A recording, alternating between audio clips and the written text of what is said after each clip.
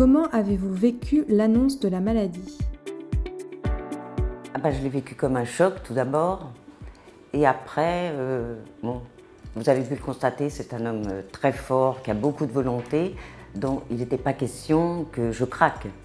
Le malade, c'était lui. La personne qui est malade peut craquer à tout moment parce que bon, mon mari a une telle force de caractère qu'on a l'impression qu'il ne peut pas craquer. Mais bon, même une personne aussi courageuse qu'elle soit, elle peut avoir envie de craquer et baisser les bras. Mais ce qu'il faut, c'est qu'elle relève les bras très vite et qu'elle garde le moral surtout. Le moral, je vais dire que c'est essentiel. Mon mari a toujours eu le moral, toujours. En même temps, il m'aidait, parce que s'il n'y avait pas eu le moral, j'aurais peut-être craqué. Donc, d'autre part, bon, au niveau de physiquement, il peut y avoir des moments où la personne est très fatiguée. Ce qui est arrivé à mon mari d'ailleurs, il a eu des périodes de grande fatigue. Il ne faut pas en fait avoir trop peur de ça, parce que les traitements sont tellement forts qu'effectivement ça épuise la personne. En plus, il y a de la souffrance qui accompagne. Comme je vous disais, la personne peut avoir tendance à baisser les bras. Eh bien, voilà, il faut pas les baisser. Il faut essayer de garder le moral, parce que mon mari, aussi fort qu'il soit, eh bien, il a eu des moments, il avait un grand besoin de se reposer. Parce que c'est extrêmement fatigant, ces traitements. Parce qu'il y a vraiment des traitements lourds. À sa première hospitalisation, il devait rester 3-4 jours, il est resté 11 jours, il est rentré, mais il était épuisé. Mais il a cette force que, petit à petit, voilà, il s'est relevé. Et voilà, il y a tant de personnes autour de nous qui, bon, j'ai connu d'autres personnes très proches de moi qui ont eu cette maladie. Eh bien, ces personnes m'ont donné des leçons de courage. À quel moment avez-vous eu besoin de soutien? Écoutez, je ne suis pas sûre d'en avoir eu besoin parce que je ne m'autorisais pas à craquer.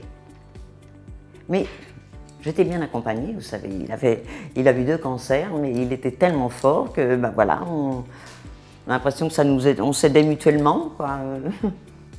Et puis j'avais des amis, nous avions des amis autour de nous, donc ça c'est important d'avoir des amis. Il ne faut surtout pas rester dans son coin. Parce que c'est souvent ce que l'on a envie de faire quand on est souffrant, quand on a mal, quand on est fatigué. On a plutôt envie de s'isoler. J'aurais peut-être tendance à faire cela. J'aurais sûrement pas le courage que mon mari a eu. Donc il ne faut pas s'isoler. Et il faut prendre cette fatigue, cette perte d'appétit comme des choses normales concernant la maladie. Parce que petit à petit, tout cela peut revenir, quoi. Les forces reviennent, l'envie de manger revient. Enfin, voilà, c'est pas mon mari comme vous disiez, un peu intellectualiser son problème. Moi, je ramène ce problème au quotidien, quoi. Et voilà, surtout garder le moral. C'est facile à dire, pas toujours facile à faire, mais ça, c'est vraiment essentiel. Et être bien entouré, alors là, c'est bien aussi. Avez-vous eu les informations nécessaires pour accompagner au mieux votre mari? Oui, parce qu'il m'informe de ce qui lui arrive. Et puis, il est vrai que quand il y a des examens à faire, des IRM, des PET scans, la personne qui accompagne est impatiente de connaître les résultats. Mon mari peut vous le dire, il revenait d'un PET scan, je voulais tout de suite connaître le résultat, parce que voilà, ça nous donne du courage aussi, à nous. Hein, parce qu'on sait que si toutefois le résultat n'est pas bon, on doit rester fort. Pas le choix pour la personne bien portante qui est à côté.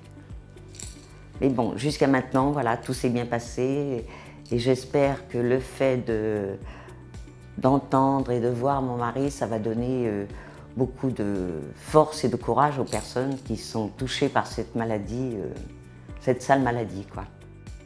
Quels conseils donneriez-vous à l'entourage d'un patient? C'est ça, accompagner le mieux possible, essayer de continuer à vivre normalement, quoi. Quand il y a de la fatigue, voilà, se reposer, quand on peut pas... La personne n'a pas faim, qu'elle fasse 5-6 repas par jour.